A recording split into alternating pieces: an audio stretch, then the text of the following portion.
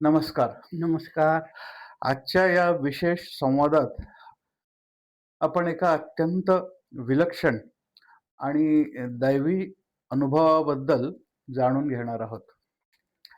साधारणपणे सप्तशती शिकण्यासाठी गुरुकडून संथा, अभ्यास आणि दीर्घ साधना लागत असते.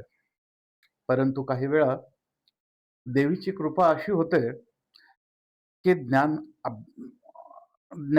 अभ्यासानेच नाही, तर कृपेनेच प्राप्त होते. आज आपल्यासोबत आहेत माझे मामा, जे त्र्यंबकेश्वरमध्ये घोटकर सर म्हणून ओळखले जातात. त्यांचे वय वर्ष 82 आहे. मामांना सन 1989 साली कुठलाही पूर्व अभ्यास नसताना अचानकपणे दुर्गा सप्तशती म्हणता येऊ लागली होती. ना ते कुठे शिकले, ना पाठांतर केले. पण देवीच्या कृपेने हा अनुभव त्यांच्या जीवनात घडला. आज आपण त्यांच्याकडून जाणून घेणार आहोत, त्यावेळी त्यांची मानसिक आणि आध्यात्मिक अवस्था काय होती आणि सप्तशतीने त्यांच्या जीवनात काय परिवर्तन घडवले. हा संवाद केवळ एक अनुभव नसून श्रद्धा, साधना आणि दैवी कृपेचा एक जिवंत प्रवास आहे. चला, त्यांच्या अनुभवातून आपण काही प्रेरणा आणि मार्गदर्शन घेऊया. मामा, आपले मनपूर्वक स्वागत आहे माझ्या या दुर्वा ॲस्ट्रो चॅनलवर. मामा, आपल्या लहानपणापासून घरात धार्मिक वातावरण कसे होते? 1989 साली सप्तशती आपल्याला अचानक कशी सुरू झाली? त्यावेळी तुमची काय परिस्थिती होती आणि हा अनुभव नेमका कसा घडला? हे आमच्या दुर्वा ॲस्ट्रो चॅनलच्या श्रोत्यांना तुम्ही सांगा. सर्व मंगल मांगल्ये शिवे सर्वार्थ साधिके शरण्ये त्र्यंबके गौरी नारायणी नमोस्तुते. माझी आजी त्र्यंबकेश्वरला गंगा मंदिरामध्ये, कृष्ण मंदिरामध्ये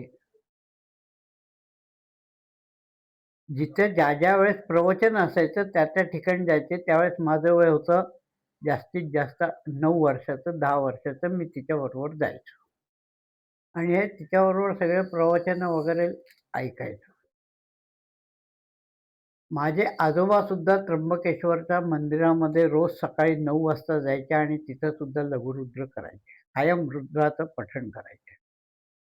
माझ्या वडिलांना गुरुचरित्र कायम करत असल्या कारणाने अनुभूती होतीच आणि त्या सगळ्याचा परिणाम तसं माझ्यावरती धार्मिकतेकडे मी जास्त शिक्षणाकडे माझं लक्ष असल्याकारणे ह्या गोष्टींकडे माझं लक्षही नव्हतं आणि विशेष करायलाच पाहिजे असं काही नव्हतं.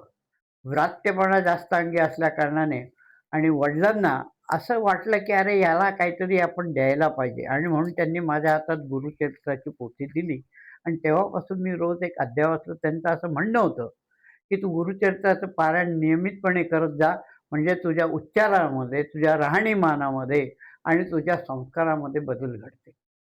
तेवढी आज्ञा मात्र मी पाळली आणि मी ते गुरुचरित्राचा अध्याय रोज वाचायचो आणि मग त्याच्यानंतर पारायण करण्याची सवय लागली. अनेक पारायण घडली माझ्या हातून. अशातच माझ्या वयाच्या 44व्या वर्षी त्र्यंबकेश्वरमध्ये राहत असल्या कारणाने अनेक धार्मिक मोठे मोठे कार्यक्रम असायचे. ब्राह्मणांची संख्या पुरी करावी लागत असायची यजमानाची, उपाध्यायाला. अशामध्ये एक ठाण्याला शतचंडीचा प्रयोग होता. मोठ्या माणसाकडे, राजकारणी माणसाकडे, उद्योगपतीकडे आणि तिथं जे काही ब्राह्मण न्यायचे होते त्याच्यामध्ये मला सांगण्यात आलं, की तूही चल. मी त्यांना अगदी सांगितलं, "मला याच्यात काही येत नाही. सप्तशती वगैरे मला अजिबात येत नाही. मी काय करणार तिथे येऊन? हं, आणि मला अशा प्रकारची दक्षिणा नको." हं, त्यांनी सांगितलं, की "मी फक्त माझ्यासाठी तुला नेत आहे, करमणुकीसाठी, अमक्यासाठी, कुठे गप्पा मारायला याच्यासाठी." कारण वय वर्ष 44 होतंच. याच्यातलं काही ज्ञान नव्हतं. पण त्याने ते आग्रहाने नेलं आणि मलाही काही भीती नाही वाटली, की बाबा काय आपल्याला हे करावं लागेल. पण गंमत अशी झाली, की जे काही ब्राह्मणांची यादी दिली त्याच्यामध्ये माझंही नाव टाकलं त्यांनी. आणि त्यांना नेहमीच्या अनुभवाप्रमाणे भीती काही वाटली नव्हती. पण योग असा आला, की त्या ठिकाणी त्यांनी ही यादी सगळी वाचली. ज्या यजमानाकडे काम होतं, त्यांचे गुरु बसलेले होते तिथं व्यासपीठावर. हं. आणि ती यादी वाचल्यानंतर तिथं घोटकर सर हे नाव पाहिलं. वास्तविक खूप मोठमोठे विद्वान ब्राह्मण हजर होते. पण घोटकर सर, सर या नावामुळे मग कदाचित त्यांनी माझं नाव पुकारलं, की घोटकर सर व्यासपीठावर येतील आणि हे जे सगळे ब्राह्मण बसलेले आहेत, एका बाजूला 50, एका बाजूला 50 आणि मी लाउडस्पीकरवरती पोथी वाचणार आणि लोकं त्याच्या पाठीमागे पाठ म्हणणार. हे नाव जेव्हा लाउडस्पीकरवरून त्यांनी पुकारलं, तेव्हा ज्यांनी मला नेलं होतं त्याची पहिल्यांदा त्रेधातिस्फीट झाली. आणि त्याला माहिती होते मला काही येत नाही. घांगरला पण त्याला काही सुचेना, नुसती धावपळ. माझ्या तर मनाची घालमेल अशी झाली, वर्णन नाही करता येणार हो. त्या सेकंदाला मला काय वाटलं, अजिबात नाही सांगता येत. भयानक एकदम. खूप भीती. तेव्हा आपल्या धावत सारवत त्यांनी पोथीमध्ये कुठेतरी असं बोट टाकलं आणि माझ्या हातामध्ये ती पोथी दिली तशी तर ढकललं व्यासपीठावर. नाव पुकारलं हं, जाणं तर भाग होतं. हं. गेलो घाबरलेल्या अवस्थेत. पण तिथं व्यासपीठावर गेलो, बसलो. 10-15 मिनिट मला काही सुचतच नव्हतं. डोळे बंद करून नुसता निस्तब्ध बसलो. देवाचा धावा करत. डोळ्यातून पाणी खळखळ गळतं. पण ह्या अवस्थेचा परिणाम काय झाला हे मला नंतर समजलं. डोळे उघडल्यानंतर मी पोथी उघडली आणि मग पाठ वाचायला सुरुवात केली अध्याय. 1 ते 13 अध्याय होते, पण 5 अध्यायांपर्यंत मी अस्खलित वाचलं आणि त्या गुरुजींनी सांगितलं, "बस, उत्तम." हं. आणि मग दुसऱ्याचं नाव सुचवून मला खाली बसवलं. आता ते 15 मिनिट मी जे गपचूप बसलो होतो, त्याचा अर्थ असा होता, की पाठाला सुरुवात करताना कवच, अर्गला, तिलक, रात्रीसुक्त हे म्हणावं लागतं. त्याच्यामध्ये 15-16 मिनिट जातातच. हं. कदाचित ते जे काही मान्यवर लोक होते त्यांना हेच वाटलं असेल, की हे त्याचं चाललंय म्हणून चालेल. हा शांत बसला आणि उलट अश्रू डोळ्यातून येत होते घाबरल्याचे. पण त्याचा परिणाम वेगळा झाला. लोकांना वाटलं काय माणूस आहे, की पाठाला बसताना त्याच्या डोळ्यात अश्रू आहेत. हं. हे भीती वगैरे त्यांना ह्या गोष्टीची जाणीव होती. नाव पुकारलं म्हणजे मला येतच होतं. असं याचा अर्थ मला निश्चितच नंतर मात्र अनुभूती आली. आणि मी आमचा 3 दिवसाचा कार्यक्रम संपला. त्र्यंबकेश्वरला गेलो आणि माझ्या घरी गर्दी रोज पाठाला माणसांची, की चला पाठाला या, पाठाला या, आम्ही जायला लागलो. पण नंतर मात्र मी त्याचा पूर्णपणे पाठ कसा करायचा वगैरे हे त्यातल्या त्यात पोथीवरून याच्यावरून सगळं करून आणि मग रोज एक अध्याय 13-13 वेळा हं, वाचून. कारण हं, 13 अध्याय आहेत. एक अध्याय रोज 13 वेळा वाचायचा. हं, दुसऱ्या दिवशी दुसरा अध्याय 13 वेळा वाचायचा. हं. की कवच, अर्गला, किलक हे 13-13 वेळा वाचायचं आणि मग ते मुखोद्गत होऊन गेलं आणि मग रोज 10-10 पाठ करताना. पण मुख्य गोष्ट अशी आहे, की जे विद्वान ब्राह्मण त्र्यंबकेश्वरचे त्या ठिकाणी त्याच्याबरोबर आले होते. त्यांनी मला विचारलं, "अरे गुरुमुखी कोणाकडे केले? गुरुमुखी कोणाकडे केले? हं, आता मी काय उत्तर देणार? मी जर कोणाकडे गुरुमुखीच केली नाही. हं. माझं वय 44 वर्षाचं आहे. मी आपलं काहीतरी रँडम उत्तर देऊन टाकायचं. टाळायचं उत्तर द्यायचं, निघून जायचो. पण नवमीच्या दिवशी, अश्विन शुद्ध नवमीच्या दिवशी आम्ही म्हाळसा देवीला दर्शनाला मी आणि पत्नी गेलो. तिथे हे 3 विद्वान ब्राह्मण, नावंसुद्धा सांगता येतील पण आवश्यकता वाटत नाही मला. सांगतोच. वसंतशास्त्री जोशी होते, अंबादास दीक्षित होते. त्याच्यानंतर बाबूराव कावळे होते तिघ जण. आणि मला आम्हाला जोडीला पाहिलं आले, आले देवीचे भक्त आले म्हणे चला. पायऱ्या चढता चढता मी विचारलं का कुठे गुरुमुखी कोणाकडे केली? मी सांगितलं आता दर्शन करून येतो आणि सांगतो तुम्हाला. हं. आम्ही दर्शन करून आलो, बसलो. पण त्यांनी सांगा.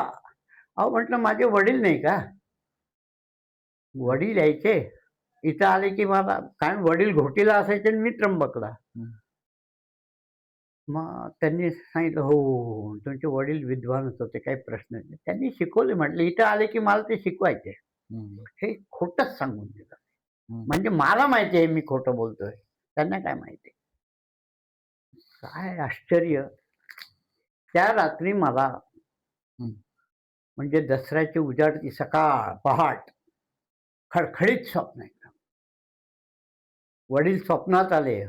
वडील 89 मध्येच वारले होते. 5-6 महिने झाले होते जाऊन. त्यांनी विचारलं, "का रे, माझं नाव सांगतोस? तुला येते का सप्तशती? हं. दाखव म्हणून." म्हटलं, "ना, ना, म्हणतो मी पोथी. फक्त हं. आता मला लोकं रोज विचारतात, की गुरुमुखी कोणाकडे केली? गुरुमुखी कोणाकडे केली?" मला काही सांगता येत नाही. मग आता तुम्ही विचारतात आहात, तर तुम्ही म्हणा तुमच्या पाठीमागे मी म्हणतो. म्हणजे आपोआप गुरुमुखी सुद्धा होऊन जाईल. हं. ठीक आहे म्हणे. मग पहिल्यांदा ना कवच, अर्गला, कीलक, न्यास, रात्री सुक्त, नवार्ण जप हे करायचं असतं. आता हे तुझं झालेलं आहे, म्हणून तुला मी अध्यायाची सुरुवात करतो आणि त्यांनी अध्यायाचा श्लोक म्हणाला. पूर्वी परत एक सूचना केली मला, की प्रत्येक श्लोक हा 32 शब्दांचा आहे, 32 अक्षरांचा आहे.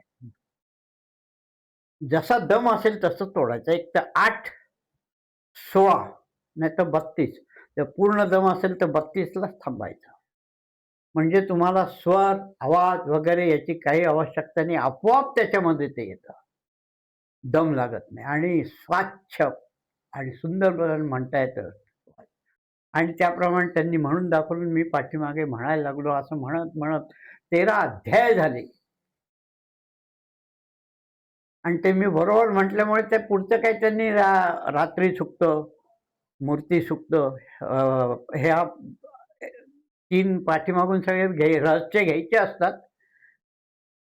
ठीक आहे, येते म्हणतो मला. आता नवार्ण जप करा, बस. एवढं भक्त झालं आणि मला जाग आली एकदम खळखळून. घामाने मी अथांग भिजलेलो होतो. सकाळचे 5:30 वाजले होते. म्हणजे एवढा फक्त आदल्या दिवशी मी हे सांगितल्यामुळे मला सप्तशतीचे एकदम माझ्या वडिलांनीच माझ्याकडून स्वप्नात करून घेतले. आणि काय विशेष, मला काही ते जाणवलं नाही किंवा काही विशेष आहे.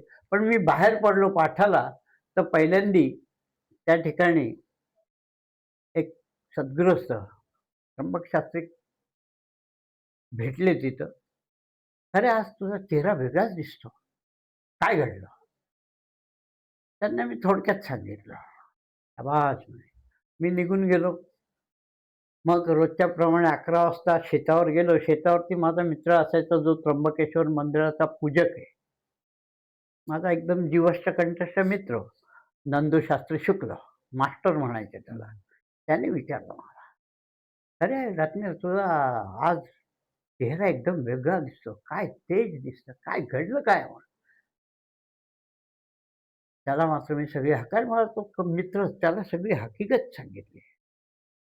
त्यांनी लगेच एक सूचना करून टाकली मला, की "आता तू उगाच पैशासाठी पाठ करत बसू नकोस. पण जिथं-जिथं अडचण असेल, कोणी सांगितलं तुला मनापासून तर तेवढे पाठ कर आणि तुझ्या स्वतःसाठी पाठ कर."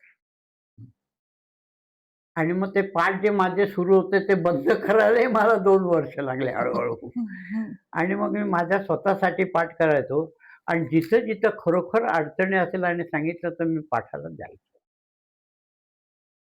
अशा प्रकारे मला ह्या सप्तशतीची हकीकत आणि ते प्रसाद प्रसाद रूपाने मला हे प्राप्त झालं. मामा, खरंच तुमचा हा अनुभव ऐकून अंगावरती रोमांच उभं राहिलेत. मामा, तुम्हाला सप्तशती देवी म्हणताना देवीची उपस्थिती, काही संकेत असे विशेषतः असे काही दैवी अनुभव आलेले होते का? सप्तशती सुरू झाल्यानंतर तुमच्या आयुष्यात किंवा परिस्थितीत कोणते बदल झाले? ते आम्हाला सांगाल? सप्तशतीचे पाठ जेव्हा मी करायचो, तर अत्यंत मी प्रतिकूल परिस्थितीमध्ये होतो, पण मला त्याचं काही वाटायचं नाही. सवय झाली होती. पण पाठ करायला लागल्यापासून एक जास्तीत जास्त वर्षभरामध्ये माझी सगळी परिस्थिती बदलली. आणि जसं-जसं मला मग एक पाठ येतोय असं म्हटलं तर लोकांच्या चर्चा व्हायच्या. अप्पाशास्त्री कळमकर म्हणून आहे. विद्वान. त्या ठिकाणी त्यांनी जिथं-जिथं पाठ केले ते सगळे श्रीमंतच झाले. त्यांनी मला सांगितलं, "अरे रत्नाकर, तुला जे पैसे मिळतात किंवा हे ना, ते सप्तशतीच्या पोथीमध्ये आपण गोमुखी ठेवतो, जपाची माळा ज्याच्यात ठेवतो, त्याच्यात पैसे ठेवायचे. आणि त्याच्यात पैसे ठेवल्यानंतर लागल्यानंतर त्याच्यातून घ्यायचे, पण ते उसने घेतले असं समजून परत त्याच्यात ठेवायचे. हं. जसं आपण आईकडून पैसे घेतो आणि आईला परत देतो, ही भावना ठेवायची, म्हणजे परिस्थिती बदलते." आणि मी खरंच त्यावेळेस तसं वागायला लागलो. मला ₹10 जरी मिळाले तरी मी त्याच्यात ठेवायचो आणि लागले तरी त्याच्यातून घ्यायचो, पण परत 10चे 11 ठेवायचो. ही सवय लागल्या कारणाने देवीचा प्रसाद असं म्हणून माझी 1 वर्षामध्ये परिस्थिती. त्याच्यानंतर मला पाठ येतायत असं समजल्यानंतर मला अनेक ठिकाणी विशिष्ट कामं, आता मी तर पाठ करणं सोडून दिलं होतं. पण त्याच्याबरोबर हे सांगितलं होतं, की अति अडचणीचा माणूस जर साठी आला, तर तुम्ही पाठ करायला पाहिजे. तर माझ्याकडे असंख्य कारणांसाठी पाठ करावे याच्यासाठी लोकं यायचे. त्याच्यातलं एक उदाहरण सांगतो. 3 विभागाचा इरिगेशनचा ऑफिसर होता. त्याला 2 मुलं, 1 मुलगी होती. मुलीचं लग्न काही लवकर होत नाही, पण मग मुलांचं लग्न आधी करून घेतलं त्याने. आणि मुलगी 38 वर्षाची होती. स्थळं बघून हे करून दमला. मग त्याने मला विचारलं, की काय करायला पाहिजे उपाय? तर मी त्यांना सांगितलं, सप्तशतीचा पाठ जर केला, विशिष्ट बीज लावून, तर उपयोग होईल. 100 पाठ करायला पाहिजे. ठीक आहे, करा. आणि मग त्या विवाहासाठी, त्या मुलीच्या विवाहासाठी मी त्याच्याकडे नाशिक रोडला पाठ केले आणि बीज होतं, पत्नीं मनोरमां देहि मनोवृत्तानुसारिणीं तारिणीं दुर्गसंसारसागरस्य कुलोद्भवाम्. हे बीज लावून पाठ करायला सांगितलं. मी स्वतः तो पाठ केला, तर 50 पाठ झाले तर लग्न जमलं. आणि पण आता ते शतचंडीचा संकल्प असल्या कारणाने 110 पाठ पूर्ण केले आणि थांबवलं. पण सगळा आनंदी अशा प्रकारे कोर्टाच्या केसेससाठी, अमक्यासाठी, तमक्यासाठी अनेक वेळेला मला पाठ करण्याचा प्रसंग आला आणि त्या-त्यावेळेस मी पाठ केल्यानंतर ते यश मिळत गेलं त्यांना. आणि मला स्वतःला त्याचं समाधान मिळायचं. पैसे तर मिळायचेच, पण पैसे मिळण्यापेक्षा सुद्धा आपण केलेल्या कामाचं यश त्याला मिळालं, हे पाहिल्यानंतर मला अत्यंत समाधान व्हायचं. मन शांत व्हायचं एकदम. यश मिळणं हे सगळ्यात मोठी गोष्ट आहे सार्थक. आणि ते देवीने दिलेलं आहे. म्हणजे असं आहे, की आपण जर त्या पद्धतीने जर त्या मार्गाने गेलो, तर देवी निश्चितच आशीर्वाद देते. आईच आहे ती शेवटी. आपली मनोकामना पूर्णच करते. खरं आहे तुमचं मामा. आता ह्या काळामध्ये अ, तरुण पिढीमध्ये श्रद्धा, भक्ती ही ह्या तुमच्या देवीच्या अनुभवातून वाढावी, यासाठी तुम्ही सर्वसामान्य माणसांना काय संदेश द्याल? आता ह्या ज्या गोष्टी आहेत ना, पाठ करणं, पारायण वाचणं, ज्या लोकांना ह्या गोष्टी थोड्याफार माहिती आहेत ते करतात. आता अनेक लोकं माघ महिना, मार्गशीर्ष महिना आला की करतात की नाही गुरुवार, मार्गशीर्षातले गुरुवार. शुक्रवार म्हणजे देवीची उपासना महालक्ष्मीचं. आणि त्यांची संकल्पना असते, की हे केल्याने आपल्याला चांगली प्राप्ती होईल आणि सगळ्या समाजातले लोक हे करतात. हं. का बरं करतात? स्वार्थ असतोच. काहीतरी आमचं कल्याण झालं पाहिजे. त्या स्वार्थाच्या पोटी का होईना ते करतात आणि त्याचं फळ त्यांना मिळतं. त्या नियमाने ते जातात. ज्यांना काही कळत नाही असे सगळे लोकंसुद्धा आम्ही पाहतो त्र्यंबकेश्वरमध्ये. भाजीवाले, फळवाले, शेतकरी, शेतकऱ्यांच्या बायका, मजूर बायका, त्यांचा गुरुवार आणि शुक्रवार हे देवीचे व्रत करताना आम्ही पाहतो. म्हणजे त्यांची किती भावना असते, संकल्पना असते. आम्ही त्यांना विचारतो पण हे केल्याने काय होतं? नाही मिळतं आम्हाला फळ. आम्हाला आनंद होतो. 5व्या गुरुवारी 5 मुली बोलवतात, ओटी भरतात, काय-काय करतात. किती श्रद्धेने करतात, मनापासून करतात. पण कुठेतरी त्यांची भावना असते, की माझं चांगलं झालं पाहिजे आणि त्या भावना ते मनापासून करतात, फळप्राप्ती मिळते. आम्ही त्यांना उलट विचारलेलं आहे, "कशा करता करता काही होतंय का तुम्हाला? काही मिळतंय?" "नाही, नाही." "असं कसं म्हणता तुम्ही?" "मिळतंच." आणि आनंद होतो. आणि खरंच आपण आईकडे आई तुमच्याकडून काही मागत नाही. प्रत्यक्ष आई तुमच्याकडून काही अपेक्षा ठेवत नाही. हं. पण मुलं मात्र आईकडून सगळ्या अपेक्षा ठेवतात. शाळेत जाण्यापासून ते मोठं झाल्यावर सुद्धा आईचा आशीर्वाद पाहिजे असतो. तो मिळतो. तर हीच मागत आहे. हे सुद्धा ही आईच आहे. तुम्ही फक्त करा. थोडीशी चूक जरी झाली, तर ती सुधारा. तुम्हाला ती शिक्षा नाही करत. तुम्हाला आशीर्वादच देते.